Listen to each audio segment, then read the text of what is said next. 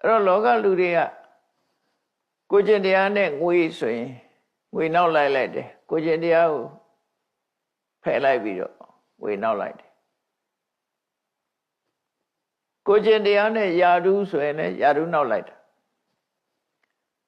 ကိုကျင့်တရားနဲ့အခွင့်အရေးဆိုရင်လည်းအခွင့်အရေးနောက်လိုက်တယ်ကိုရှိတဲ့ကိုကျင့်တရားကိုအလွယ်တကူစွန့်လွတ်ပြီးတော့လက်တလောရရှိလာနိုင်တဲ့ငွေကြေးတနာအတွက်ဖြစ်စေကြော်ကြားမှုအတွက်ဖြစ်စေခွင့်ရေးအတွက်ဖြစ်စေအဲ့ဒါတွေအတွက်လူတွေကလိုက်ပြီးတော့လုပ်လို့ရှိကြတယ်တဲ့ဒါလောကရဲ့သဘာဝထိတိမသစ္စာနိကမောကိုကျင့်တရားနဲ့ပတ်သက်ပြီးတော့အခိုင်အမာစိတ်ဓာတ်ခိုင်မာတဲ့ပုဂ္ဂိုလ်လုံလဝိရိယရှိတဲ့ပုဂ္ဂိုလ်ကိုကျင့်တရားကိုတန်ဖိုးထားတဲ့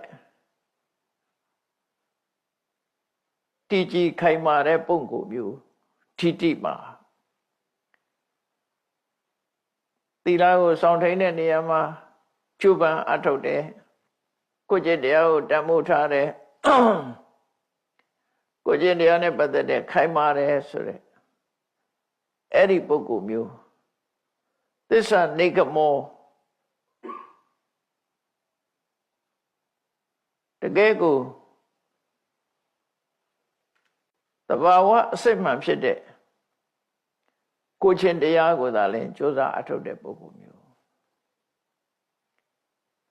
အဲ့တော့ကိုယ့်ရဲ့အကျင့်စရိုက်ကိုဘာနဲ့မှမလဲဘူးလို့ဆိုလိုတယ်ကိုယ့်ရဲ့ကိုချင်းတရားကိုဘာနဲ့မှမလဲဘူးဝေကျေးနဲ့လည်းမလဲဘူးယာဓုနဲ့လည်းမလဲဘူးကြော်စောမှုနဲ့လည်းမလဲဘူးဘာနဲ့မှမလဲတဲ့ပုဂ္ဂိုလ်မျိုးအဲ့လိုခိုင်မာတဲ့ပုဂ္ဂိုလ်မျိုးဟာတဲ့ဘာလို့တလဲဆိုရင်ဓမ္မကိုသာလဲအခိုင်မာကိုယ့်ရင်ထဲမှာခိုင်မြဲအောင်ထိမ့်သိဆော့ဆော့တယ်မြတ်စွာဘုရားကဒါကိုဖြစ်ဆက်ပြီးတော့ဟောလိုက်တဲ့စကားပဲခုနတုန်းကခေါင်းဆောင်လုပ်တဲ့မကောင်းမှုအကုသိုလ်စိတ်ကြွယ်မှာမလုပ်တဲ့အကြီးဆုံးကျောင်းသားကနတ္ထိလောကေရဟောနာမပပကမ္မပကုပ္ပတောပတ္တတိဝနဗုဒ္ဓနိတံပါလောမညတိစနောမညတိရဟောမကောင်းမှုလုပ်တဲ့ပုဂ္ဂိုလ်လောကမှာစိတ်ကြွယ်မရှိဘူးတဲ့ကိုယ်ပတ်ဝန်းကျင်ကတတ်တယ်ကိုမြင်နိုင်တယ်တဲ့ဒါပေမဲ့လို့စဉ်းစားဉာဏ်ရှိတဲ့ပုဂ္ဂိုလ်ကဒါကိုစိတ်ကြွယ်ရလို့ထင်နေတာတဲ့သူ့အနေနဲ့ကတော့အာရဟောနပတ္တမိစိတ်ကြွယ်ရဆိုတာသူမမြင်ပါဘူးသုံးဉဏ်ဝါပိနဝိဇ္ဇတိဘယ်သူမှမရှိတဲ့နေရာဆိုတာလည်းမရှိပါဘူးတဲ့ကိုယ်ကနေဘယ်သူ့ကိုမှမတွေ့ရပေမဲ့ကိုယ်တိုင်ရှိနေသည့်အတွက်ကြောင့်စိတ်ကြွယ်ရမဟုတ်ပါဘူးလို့ဒါသူ့အတွေ့ရအဲ့လိုတွေးပြီး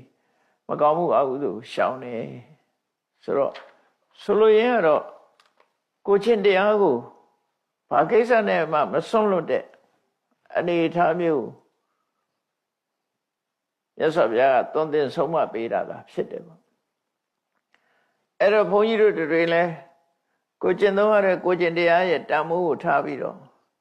ဘယ်ရာနဲ့မှမလဲပဲနဲ့ကိုကျင့်တရားပေါ်မှာအခိုင်အမာယက်တည်ဖို့လေ့ကျင့်ကြရမှာဖြစ်တယ်လေ့ကျင့်ရမယ်ကိုကျင့်တရားတွေကိုတန်ဖိုးထားလို့စိတ်ကြွယ်ရမှာမကောင်းမှုအကုသိုလ်ကိုလုံးမဲ့ဆိုရင်ကိုယ်တိုင်မြင်နေတယ်စိတ်ကြွယ်ရဆိုတာမဟုတ်ဘူးကိုမြင်တယ်ကိုရှက်တယ်ဆိုတဲ့အသိစိတ်ဓာတ်တွေနဲ့မကောင်းမှုအကုသိုလ်မလုံးမိအောင်ထိမ့်သိမ်းဆော့ရှော့ကြရမှာဖြစ်တယ်လို့ဒီသီလဝိပဿနာစက်ကဒီသင်္ကန်းစာကိုပေးတာပဲဖြစ်တယ်ပေါ့